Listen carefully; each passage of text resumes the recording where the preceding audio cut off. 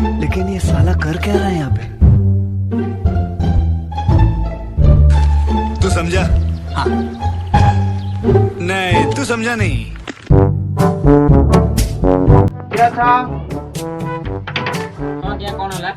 मु current bill विभाग रो आसीली। आसु आसु आसु। चलो भाई देखो अपने क्या करना।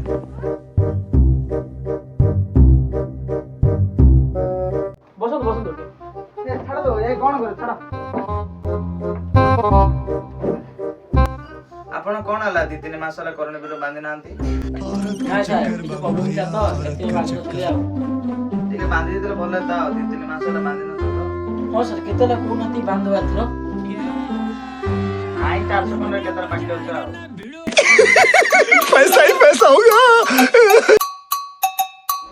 लेकिन ये साला कर क्या रहा है यहाँ पे? एता कोन? नाइ सर काटी देली आ। मगर क्यों? काटलो कोन भाई?